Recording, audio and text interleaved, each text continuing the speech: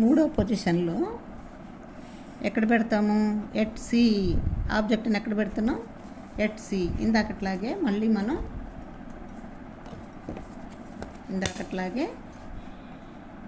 Principal access గీసుకుంటున్నాం. పెన్సిల్తో గీద్దాం. తర్వాత వచ్చేసి కాంకేవ్ మిర్రర్ గీస్తున్నాను. కాంకేవ్ మిర్రర్ అనగానే మనం నీట్గా కాంకేవ్ మిర్రర్ని గీయాలి. తర్వాత ఏం గుర్తుపెట్టుకోవాలి? పి ఒకటి గుర్తుపెట్టాలి. నెక్స్ట్ ఎఫ్ ఒకటి గుర్తుపెట్టాలి. సి ఒకటి ఎప్పుడైనా గుర్తుపెట్టుకోండి, పీసీకి మధ్యలో ఎఫ్ అనమాట.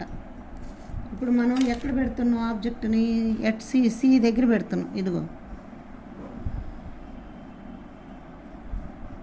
సి దగ్గర పెడుతున్నాం. సి దగ్గర పెట్టినప్పుడు ఇక్కడ ఏ రూల్స్ అప్లై అవుతాయి ముందు అది చూసుకుందాం. ఇక్కడ ఏ రూల్స్ అప్లై అవుతాయి అని అంటే, మొదటిది వచ్చేసి ప్యారలల్ రే రూల్. అన్నిటికీ ప్యారలల్ రే రూల్ వస్తుందమ్మా. మొదటిది ప్రతి దానికి వస్తుంది ప్యారలల్ రే రూల్ ఒకటి. రెండవది ఉంది కదా ఫోకస్ రే. ఈ రెండు వాడతాం అన్నమాట దీనికి. చూడండి బొమ్మ ఎక్కడ ఏర్పడుతుందో చూడండి, ఎట్లా ఏర్పడుతుందో చూడండి. ఇది వచ్చేసేమో ప్యారలల్ కాబట్టి ఎక్కడికి వస్తుంది? ఎఫ్ గుండా బయటకు వచ్చేస్తుంది. రెండోది ఫోకస్ గుండా వచ్చేది దేనికి ప్యారలల్గా వస్తుంది? ప్రిన్సిపల్ యాక్సిస్కి ప్యారలల్గా వచ్చేస్తుంది. ఇదిగో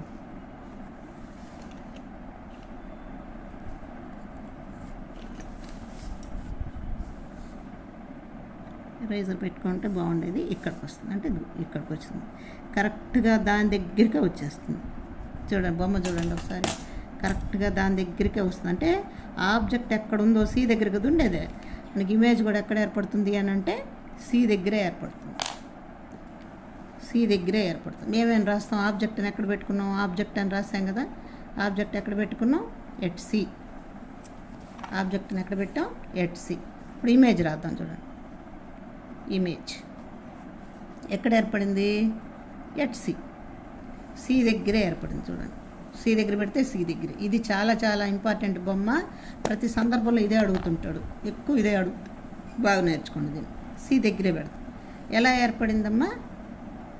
సైజ్ అట్టున్నది, సేమ్ సైజ్, అదే సైజులో ఏర్పడింది. ఇందాక ఫస్ట్ హైలీ డిమినిష్డ్, తర్వాత డిమినిష్డ్, తర్వాత సేమ్ సైజ్ ఏర్పడింది.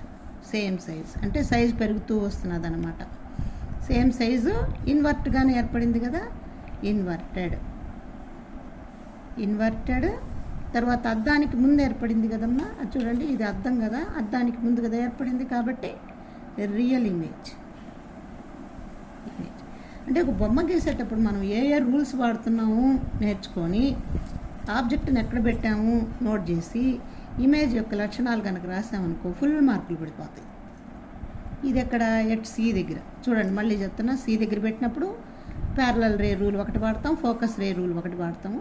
ఈ రెండు ఎక్కడ మనకి ఇంటర్సెక్ట్ అవుతున్నాయి? ఎట్ సి దగ్గరే అవుతున్నాయి. కాబట్టి మనకు ఏర్పడేటటువంటి ఇమేజ్ సి దగ్గర ఏర్పడుతుంది, సేమ్ సైజులో ఏర్పడుతుంది, ఇన్వర్టెడ్గా ఏర్పడుతుంది, తర్వాత వచ్చేసి రియల్ ఇమేజ్ ఏర్పడుతుంది. ఎట్ సి దగ్గర ఏర్పడుతుంది. ఈ 4 రాయాలన్నమాట. ఇంకొకటి చూద్దాం. At F in between F and C అంటే ముందుకు వస్తున్నది. సి దగ్గర పెట్టాం కదా, సి కంటే కూడా ముందుకు వస్తున్నది అన్నమాట. చూడండి మళ్ళీ ఇందాకట్లాగే ఒక ప్రిన్సిపల్ యాక్సెస్ గీసాం. తర్వాత ఒక కాంకేవ్ మిర్రర్ పెట్టుకున్నాను. పెన్సిల్ యూజ్ చేయాలి, నేను మర్చిపోయి స్పీడ్ మీద పెన్ వాడేస్తున్నా. ఇది పి, తర్వాత ఇది వచ్చి ఎఫ్ అండ్ ఇది సి. ఇప్పుడు ఎక్కడ పెట్టాము? ఇప్పుడు ఇందాక ఇక్కడ పెట్టాను, ఇప్పుడు ఏం చేస్తున్నాను? ఈ రెండింటి మధ్యలో పెడతా.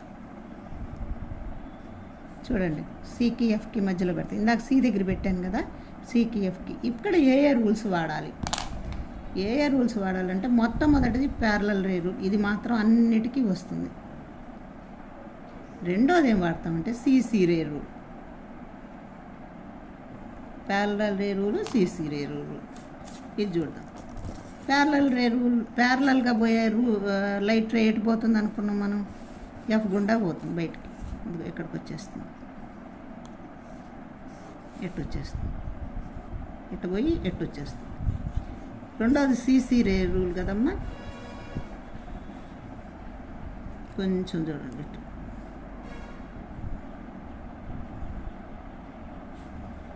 సి దగ్గర ఉండేది ఇదిగో ఎక్కడ కలుసుకుంటాయి చూడండి బొమ్మ, ఎక్కడ కలుసుకున్నాయో చూడండి. ఇట్లా కనుక గీసామనుకో సిసి రే గీసామనుకో కొంచెం చూడండి ఎక్కడ కలుసుకున్నాయో, ఎక్కడ కలుసుకున్నాయి.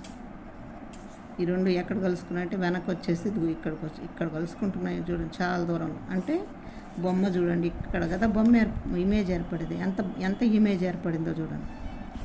ఇన్వర్టెడే కానీ తలకిందులుగా పెద్దదిగా ఏర్పడింది. దీని మీద మన వస్తువు మీద ఆబ్జెక్ట్ మీద చూడండి, ఇది ఆబ్జెక్ట్ కదా, ఆబ్జెక్ట్ ఈ సైజు ఉంటే ఇంచుమించు డబుల్ ఏర్పడింది ఇక్కడ. అంటే మనం ఎక్కడ పెట్టాము ఇమేజ్ని, ఆబ్జెక్ట్ని ఎక్కడ పెట్టుకున్నాం, in between F and C దగ్గర పెట్టాం కదా. ఇంకా నీకు దీని ఇమేజ్ వ్రాద్దాం. ఇమేజ్ ఒకటి ఎక్కడ ఏర్పడింది, బియాండ్ సి, సి కవతలు ఏర్పడింది చూడండి. ఒకసారి చూడండి బొమ్మ జాగ్రత్తగా, ఈ రెండింటి మధ్య పెడితే బియాండ్ సిగా ఏర్పడింది కదా. At beyond C, beyond C కవతలు ఏర్పడింది. తర్వాత ఇన్వర్టెడే కదా ఇదే చూడండి, తలకిందులుగానే ఏర్పడింది కాబట్టి ఇన్వర్టెడ్. సైజ్ అట్ట ఏర్పడింది, వస్తువు కంటే కూడా చాలా పెద్దది కాబట్టి మూడోది ఏం రాస్తాం, ఎన్లార్జ్డ్. నేనేం ఎన్లార్జ్డ్ ఏం చెప్పుకున్నాం నిన్న మనం, ఆబ్జెక్ట్ కంటే కనుక ఇమేజ్ పెద్దదిగా ఉంటే దాన్ని ఎన్లార్జ్డ్ ఇమేజ్ అని పిలుస్తాం. నాలుగోది ఏం రాస్తాం, ఇన్వర్టెడ్, అద్దానికి ముందు ఏర్పడింది కాబట్టి this is real image. Real image. ఈ నాలుగు రాష్ట్రం చూడండి, మళ్ళీ చెప్తున్నా చూడండి. ఎన్లార్జ్డ్ ఇమేజ్, ఇన్వర్టెడ్ ఇమేజ్, తర్వాత అద్దానికి ముందు ఏర్పడింది కాబట్టి రియల్ ఇమేజ్. ఎక్కడ ఏర్పడింది, బియాండ్ సికి ఏర్పడింది. ఇది in between P and C అనమాట. ఇక్కడికి వచ్చి ఇప్పుడు ఎఫ్ దగ్గర పెడితే ఎట్టుంటుందో చూద్దాం. ఎఫ్ పెడదాం. ఎఫ్ దగ్గర పెడితే ఇందాకట్లాగానే ప్రిన్సిపల్ యాక్సిస్ గీస్తున్నాను.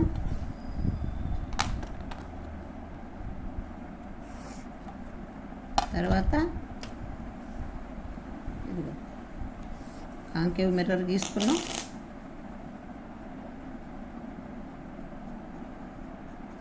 దిస్ ఈజ్ పి అన్నాం, దిస్ ఈజ్ ఎఫ్ అన్నాం, దిస్ ఈజ్ సి అన్నాం. ఇప్పుడు ఎక్కడ పెడుతున్నాం ఆబ్జెక్ట్ని, ఇక్కడ అయిపోయింది, ఇక్కడ నుంచి ఇక్కడికి తెచ్చాం, ఇక్కడ పెట్టాం, ఇక్కడ అయిపోయింది. ఇప్పుడు ఇక్కడ పెడుతున్నా, ఎక్కడ, ఎఫ్ దగ్గర పెడుతున్నా. ఎఫ్ దగ్గర పెట్టినప్పుడు ఏ ఏ రూల్స్ ఫాలో అవ్వాలా, మొదటిది మాత్రం అన్నిటికీ ఒకటే, ప్యారలల్ రే రూల్, ఇది వాడాలా. రెండవది వచ్చి ఏం వాడాలంటే సిసి రే, మూడోది వాడతాం అన్నమాట. 1, 3 వాడతాం, 1, 3 వాడతాం. సరేనా. ఇప్పుడు చూద్దాం. ఇందాకట్లాగానే ప్యారలల్ రే అంటే ప్యారలల్ గీసుకొని ఎటు పోవాలి చెప్పండి, అది ఎఫ్ గుండానే బయటికి పోవాలి. మనం పెట్టింది వస్తువు ఎఫ్ గుండానే కాబట్టి ఎఫ్ గుండానే బయటికి పోవాలి, అలా పోతుంది. రెండవది సిసి రే అంటే ఇదిగో ఇలా ఎక్కడికి పోతాయో తెలియదు చూడండి. ఎంత దూరం గీసినా నీకు ఎక్కడో కలుస్తాయి అన్నమాట, చాలా దూరంలో కలుస్తాయి. అంటే ఇన్ఫినిటీలో ఏర్పడుతుంది బొమ్మ. ఇన్ఫినిటీలో ఏర్పడమే కాకుండా చూడండి ఎంత పెద్ద, ఇది చూడండి ఇక్కడ ఎంత పెద్దది అవుతుంది, చాలా దూరంలో కలుస్తుంది. ఏమని రాస్తాం, ఆబ్జెక్ట్ ఎక్కడ పెట్టుకున్నాం మనం, object at C, at F కదమ్మా. ఇమేజ్ గురించి రాద్దాం. ఏమని రాస్తాం, ఫస్ట్ 1 ఎక్కడ ఏర్పడింది, ఎట్ ఇన్ఫినిటీ. ఎక్కడ ఏర్పడిందో మనకు తెలియదు, చాలా దూరంలో ఏర్పడింది. రెండో చాలా పెద్దది, హైలీ ఎన్లార్జ్డ్. Highly enlarged. తర్వాత వచ్చేసి ఇన్వర్టెడే, తర్వాత వచ్చేసి చూడండి, మిర్రర్కి ముందు ఏర్పడింది కాబట్టి రియల్ ఇమేజ్. ఈ 4 రాసేస్తాం. ఇక లాస్ట్ అండ్ ఫైనల్ ఉంది, అది చూద్దాం. లాస్ట్ అండ్ ఫైనల్ ఎక్కడ చెప్పండి? ఇన్ బిట్వీన్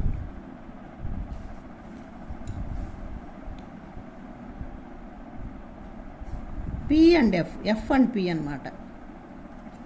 చూద్దాం, మళ్ళీ చూద్దాం. ఇది ప్రిన్సిపల్ యాక్సిస్, తర్వాత వచ్చేసి ఇది వచ్చేసి కాంకేవ్ మిర్రర్ని బాగా వేసుకుందాం ఒకసారి ఇట్లాగా. ఇది పి, ఇది ఎఫ్, ఇది వచ్చి సి. ఇప్పుడు ఎక్కడ పెడుతున్నా? ఇక్కడెక్కడ ఉండింది, ఇక్కడికి తెచ్చాం. ఇప్పుడు ఇక్కడ పెడుతున్నా. ఎక్కడ పెడుతున్నాను? ఎఫ్కి పికి మధ్యలో. ఇక్కడ ఏ రూల్స్ ఫాలో అవ్వాలో కూడా చూద్దాం. చూడండి, ఏ రూల్స్ అంటే యాజ్ యూజువల్ ఒకటోది ఖచ్చితం, ప్రతి దానికి ఒకటోది రాస్తాం కాబట్టి ప్యారలల్ రూల్ మొదటిది మాత్రం. రెండవది వచ్చి సీసీ రే. ఎక్కువ వాడింది మనం ప్యారలల్ సీసీనే కదా. చూడండి, ఎక్కడ ఒక చోట మాత్రం ఫోకస్ రే వాడాం కదా. ఇది చూడండి, ఇట పోయేసి ఎఫ్ గుండా ఇటు బయటకు వస్తుందమ్మా, ఎట్టు వచ్చేస్తుంది. రెండోది వచ్చి ఇదిగో దీనికి సి గుండా పోయి సి గుండా వచ్చేస్తుంది. సి గుండా పోతుంది, సి గుండా వస్తుంది. ఈ రెండు ఏమవుతాయి అంటే చూడండి, ఇక్కడ మనం జాగ్రత్తగా పట్టుకోవాలా. ఈ రెండు పైకి ఎక్స్టెండ్ అవుతాయి ఇట్లాగా.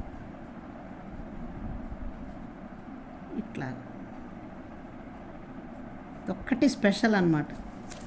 ఎక్కడ కలుసుకున్నాయో చూడండి, మిర్రర్కి బ్యాక్ సైడ్ కలుసుకున్నాయి. ఇక్కడ ఏర్పడుతుంది ఇమేజ్,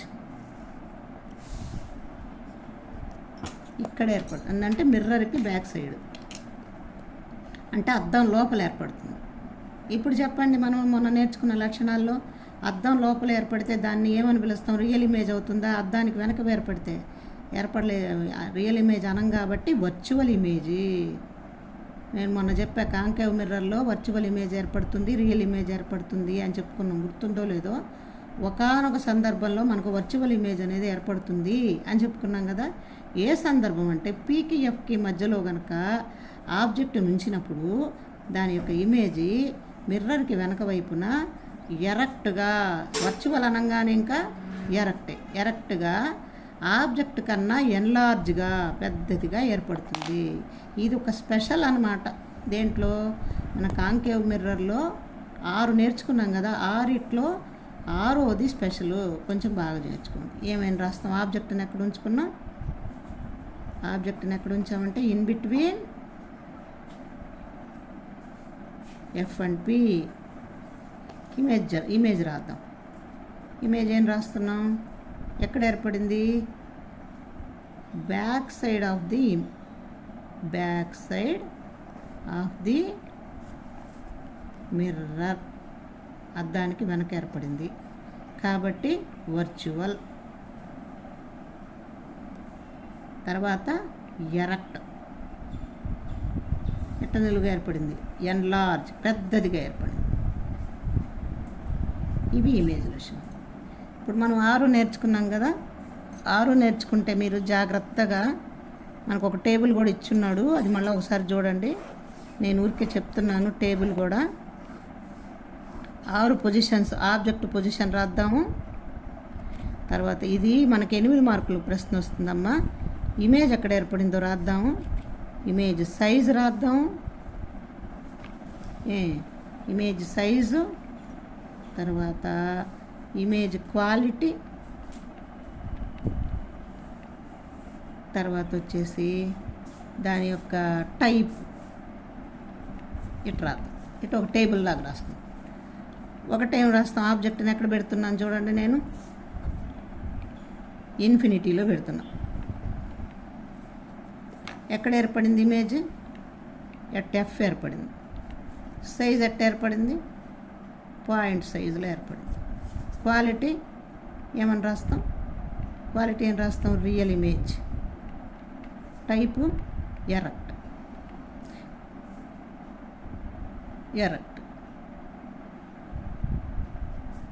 అది రెండోది రాద్దామా? రెండోది ఎక్కడ పెట్టాం? Beyond C. ఎక్కడ ఏర్పడింది? In between F and C మధ్యలో ఏర్పడింది కదా. ఇదేంది? ఇది డిమినిష్డ్, చిన్నదిగా ఏర్పడింది. ఇది రియల్ ఇమేజ్. ఇది సారీ ఇన్వర్ట్ అమ్మా. ఇది ఇన్వర్ట్. ఇది కూడా ఇన్వర్ట్. పొరపాటు, ఇది బాగా చూసుకోండి. ఇన్వర్ట్. మూడోది ఎక్కడ? At C. ఎక్కడ ఏర్పడింది? At C. Same size. Real, invert. ఈ మారు రియల్, ఇన్వర్ట్. తర్వాత ఇంకోటి ఏంది చెప్పండి? ఇంకోటి వచ్చి in between F and C. ఎక్కడ ఏర్పడింది? Beyond C. ఎన్లార్జ్. రియల్,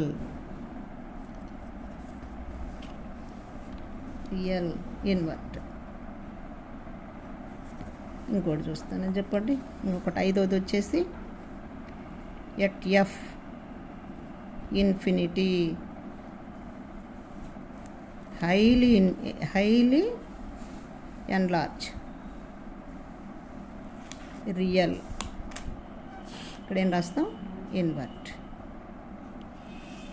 తర్వాత last and final in between P and F. ఎక్కడ ఏర్పడింది? Back side of the mirror. తర్వాత ఎన్లార్జ్. వర్చువల్. ఇది రాసుకోండి. Virtual erect. ఇది బాగా మీరు కనుక ఈ టేబుల్ని మీరు నీట్గా చూడండి. ఒకటోది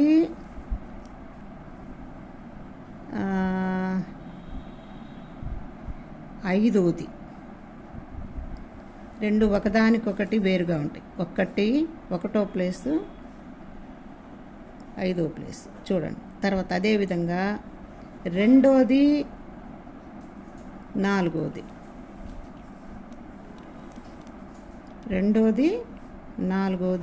ఒకదానికొకటి వ్యతిరేకంగా ఉంటాయి. ఇంకా ఎట్ సి అనేది మారదమ్మా. ఎట్ సి అనేది మారదు. సి దగ్గర కాబట్టి దాన్ని అట్టే గుర్తుపెట్టుకోవచ్చు. ఆరోది కూడా మారదు. అంటే మూడోది, ఆరోది స్పెషల్ అన్నమాట. 3, 6 పొజిషన్స్ స్పెషల్గా ఉంటాయి. ఒకటికి ఏమో 5 వైస్ వరుసగా ఉంటాయి, 2కి 4 వైస్ వరుసగా ఉంటాయి. కాబట్టి ఇవి మీరు టేబుల్ గీసుకొని రాసుకొని బొమ్మలు నేర్చుకొని ఉంటే కనుక దీంట్లో మళ్ళీ మనం ఏం చేద్దామంటే కాన్వెక్స్ మిర్రర్లో ఇన్ని బొమ్మలు ఉండవు మనకి, 1, 2 ఉంటాయి అంతేను. అది ఊరికే నేర్చుకుంటే చాలు. అంటే వెనకాల ఏర్పడతాయి. ఎక్కడన్నా కూడా దాని వర్చువల్ ఇమేజే కదా, వర్చువల్ ఇమేజే ఎరెక్ట్గా ఏర్పడుతుంది. దీనిలాగా 2 రకాలు ఉండవు అక్కడ. కాబట్టి అది ఈజీగా నేర్చేసుకోవచ్చు. తర్వాత వచ్చేసి నెక్స్ట్ దీని తర్వాత సైన్ కన్వెన్షన్స్ అని ఉన్నది. అది కూడా ఇంపార్టెంట్, అది చెప్పుకుందాం. ఓకేనా? Very nice.